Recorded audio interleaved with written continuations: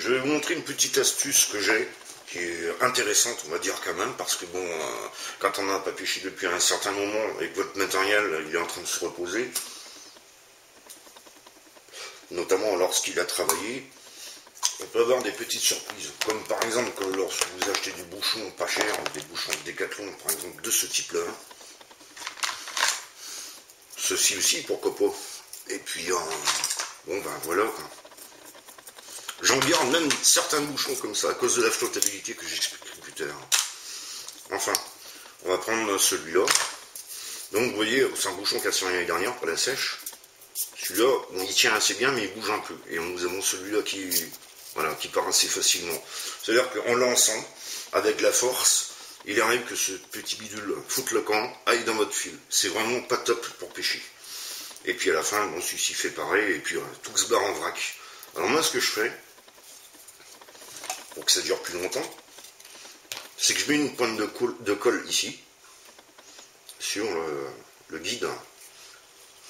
Alors l'idéal c'est de la colle glue et que vous fassiez ça à la maison parce qu'elle ne supporte pas non plus l'eau de mer. Si c'est mouillé, c'est pas la peine. Donc je fais coulisser pour que la colle prenne bien. Je laisse bien sûr dépasser le bout ici pour ne pas avoir de problème. Petite pointe de colle autour. Alors si c'est pas de la glu, il faut quand même bien étaler pour que ça se fixe.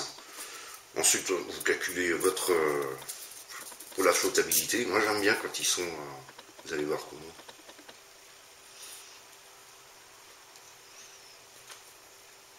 Ouais. Donc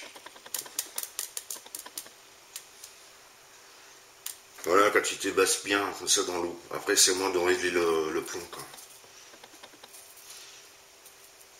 Alors si vous voulez avoir des touches très très sensibles, l'idéal c'est de mettre un plomb ici. Bon là ici ils disent 30 grammes. Des fois c'est pas vrai, c'est pas forcément 30 grammes. C'est-à-dire que vous allez mettre 30 grammes, une surlute après qui va prendre de l'eau, le bouchon va couler, ça arrive. Une surlute meilleure, bon, ne coulera pas. Ce qu'il y a, c'est que bon, vous pouvez avoir la flottabilité qui est ici, et quand je dis qui coule.